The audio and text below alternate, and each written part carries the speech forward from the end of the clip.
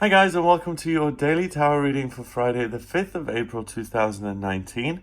Thanks for joining me. I'm using the Archeon Tarot for today's reading. Let's have a look at what the cards want you to be aware of. And as always, while I'm shuffling the cards, I tune in and I ask them what the day is going to be about. So I set the intention. What is the energy of Friday the 5th of April going to be? The cards then give me an answer. I choose 3 cards, and as always, these readings apply to all signs of the zodiac. They're for everyone who watches. And let's have a look at Friday the 5th. So we have the 4 of Pentacles, the 8 of Pentacles, and the 5 of Swords in reverse. Okay, so I'm seeing red. Lots and lots of red. The 4 of Pentacles is about hanging on to what you have, but clinging on to things to the point where it's like this divine ecstasy of greed and miserliness. So that's what the 4 of Pentacles represents. It means that you are, in this case, it's almost like you're turning your belongings, you're turning the physical into some sort of unseen lover, which makes sense in a way, because if you are a miser and if you're hoarding your money above all other things, then you're elevating your money to, your first love. It's like an addiction. When you're addicted to something, you don't have time for other people. You don't have time to go to someone's violin recital. You don't have time for all the usual things, because you've taken that drug and you've made that your number one love in your life, which is quite a sinister way of looking at this. Wow. So, the 4 of Pentacles is a miser, and she puts her financial security above everything else. So it could be that she's afraid of germs. Pentacles represents the physical world, the physical realm, her body, her finances, her money, her daily routine, and anything that's in the flesh. So she may have this major obsession that she needs to stay in good health and that any germs need to stay away from her. So she is best friends with someone, but they come over to her house and they start sneezing 7 times, and she's like, "Oh, you've got to get out of here. I've got a huge business presentation to do in the morning, and I can't afford to get sick." So she kicks her best friend out of the house because she has a germ phobia. And that friend may be like, "Okay, well, she had a presentation, but there was no need to kick me out like that." Or it may be that she is really into money. Okay, and there's a guy who absolutely adores her, and he's got the beautifulest, that's not a word, the most beautiful, sensitive soul in the whole universe, but he works as a baker, and he's never gonna be able to give her a big chunky diamond, and that's why she completely dismisses him, and what she wants out of love is simply a tool to make her more money. So her whole emotional life is going to be stunted because it's all going to be about the cash.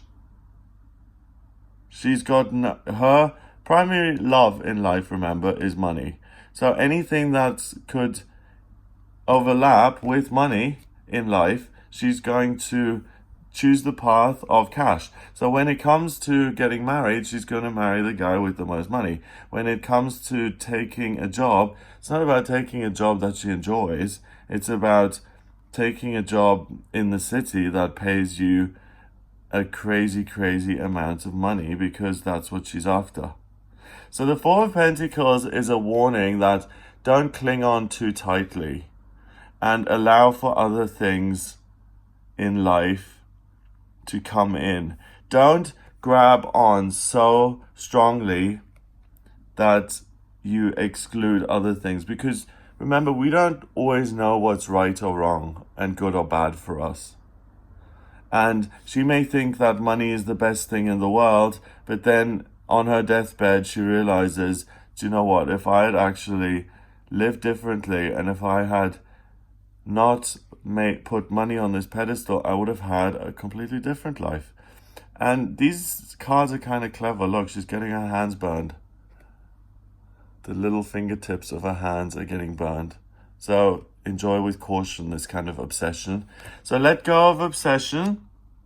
The Eight of Pentacles is about working hard. And it's about working hard on the things that you're passionate about. This poor man, we've got 5 and 8 Pentacles. Yeah. He is working, I don't know, in the mines of Mordor, or in the heating thing of the Titanic. It's rather hot. So he is hammering away. He's a blacksmith, I suppose. He needs all this heat to be able to bend metal, to bend things which are hard. Eight of Pentacles.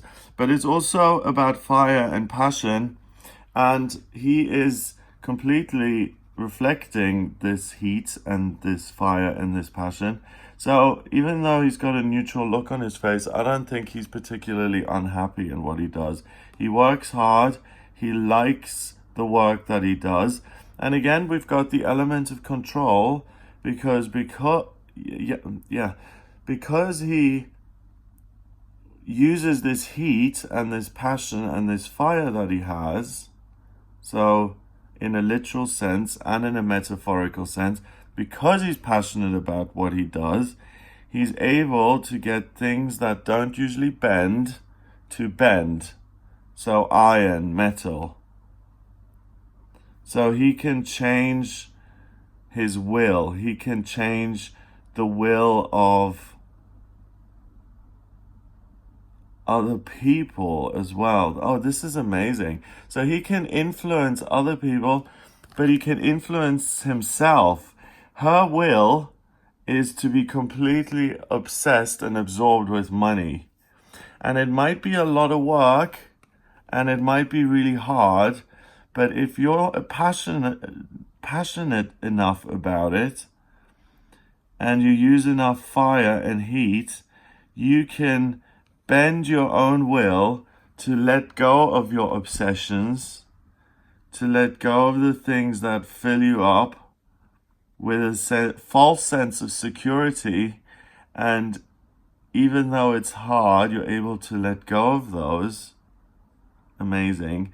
And you're able to let go of things like obsessions, addictions, faulty beliefs that cause you to live a life that is just focused on one thing to the exclusion of everything else. So this is a day where you can truly and meaningfully change. When we do try to change as people, it's not easy. It takes a lot of work. And if you have certain qualities about yourself that you're not so fond of, if you really want to get rid of them once and for all, and you've done that, or you're trying to do that at the moment, you know how much work that can be, because it's about building new ways of thinking and building these new kind of neural pathways in your brain. So rather than having the thing kick in that you always used in the past, you're using a different way of thinking, and you're trying to create a new neural pathway so that you look at things from a different perspective. Finally, the Five of Swords. Wow. He's handsome. Look at him. He's like the warrior. The Five of Swords is about conflict, and it's about serious conflict. And we've got a really, really handsome kind of warrior here. He's got 4 swords on his back, and these are the swords of his foes. We've got the crow here. So he's almost magical in how good he is with this sword. And this is conflict. It's serious conflict. he's got these swords not by slightly tapping other guys on the shoulder and saying, "Excuse me, can I have your sword, please?" No, he's actually run this sword through people to get these swords, and he's beaten and destroyed other people. And what you put out, you get back. So we've got this crow sitting in the moon there. So we've got this shadow, this looming death over his shoulder. And as long as he keeps killing people, he's going to be killed. You live by the sword, you die by the sword. That's in reverse. And there's no need to fight anybody else. And there's no need to kill anybody else. And what that means for you is you're on a process of changing your will. There's no point in killing yourself over changing a certain behavior that you no longer like. Okay? Yes, you're taking it seriously, and that's good. It does take serious work to change the way you want to be. But you don't need to kill yourself over it, because then it's pointless, because then you're not going to be anyway. You're going to be really just destroying yourself over this. What's important is that you retain this passion that you've got to work at something that you enjoy, that you create, and maybe you just create a little bit of space to begin with. Maybe money still is 90% of your life, but maybe you allow for 10% to just enjoy yourself and to let another passion in. Maybe you've got a passion for meeting people and going out and socializing. And then over time you can build on that and you can start something new. You can take this passion and you can expand it so that it builds into something bigger, and it kind of grows by itself and it takes on a life of its own. You've just got to be willing to start something new today and to let your grip go just a tiny, tiny little bit, and to open your hand and to allow for something slightly different to enter, and to realize that you don't have all the answers to life and that you don't need to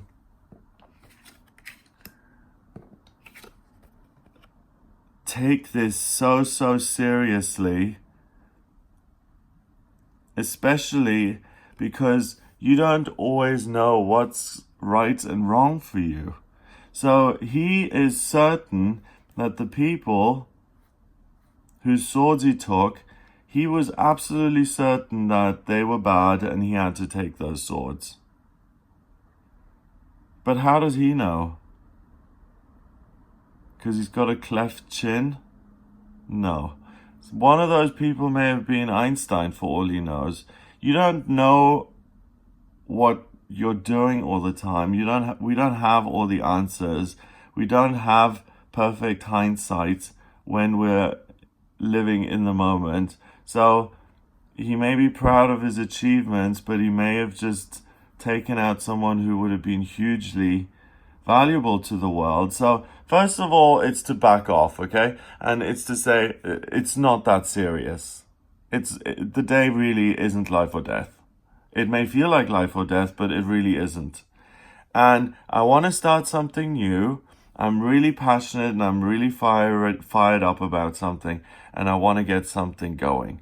Fine, do that and be free and get something new going and make that a reality. But one, don't kill yourself over it. Don't be so serious about it. Work on it. But if you don't make as much progress as you would like, then don't beat yourself up about it and say, you see, I failed again and I need to now flog myself with this sword, and I'm still just focused on money, or all I care about is,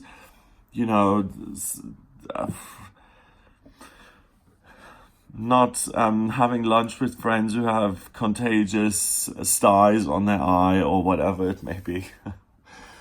It's about taking it slowly and realizing that change is hard. At least you're starting something new. At least You're aware of what your passions are. You're aware of what you feel forced to live with. Because if this obsession with money or travel or the physical body, I need to look perfect at all times. I need to be as beautiful as I can be at all times. Whatever obsession has got you in its grips, it's a tough thing, and you're not going to be able to overcome it just by doing that. So start working on something else that you enjoy, and rather than working to destroy the obsession, no, leave the obsession there, but implement something on top of it, or add something to your life that's new and different, and see what other passions and joys you've got, and they then will make their own space in your life. And that way you have a grid that becomes more balanced. So let's say you have a grid with 6 boxes in it, and right now everything is on beauty and money. Today you start filling the box a little bit with socializing. Then that box will grow, and in a year from now, you'll have 20% of your life is socializing, and that'll bleed over. Well, not bleed. That'll move over into another box, which is travel, because your new friends are going to ask you to go on a trip with them. So it has a way of balancing itself. You don't need to rip your hands away from your obsession. That's just going to make you more obsessed. Like if someone stops smoking, or they say, I'm going to stop smoking, they're like, oh my God, I need a cigarette immediately. Because that's what you deal with, or that's how you deal with stress. And the idea of stopping smoking is going to make you need a cigarette immediately. So, first of all, it's not that serious, okay? It's not the end of the world. Ask yourself what your passions are. Start working on a new passion and allow that to thrive and grow. And you can really start to change your life in a serious and very earnest, practical way today. Number-wise, we've got 4 and 8 is 12, and 5 is 17. 1 and 7 is 8, and 8 is power. So you have his power. You just don't need to use it to harm yourself or other people. So have a wonderful day. If you would like a personal reading with me, please get in touch via my website. It's gregoryscott.com. In my personal readings, I use the tarot, astrology, and numerology. Have a wonderful Friday, and I'll speak to you tomorrow.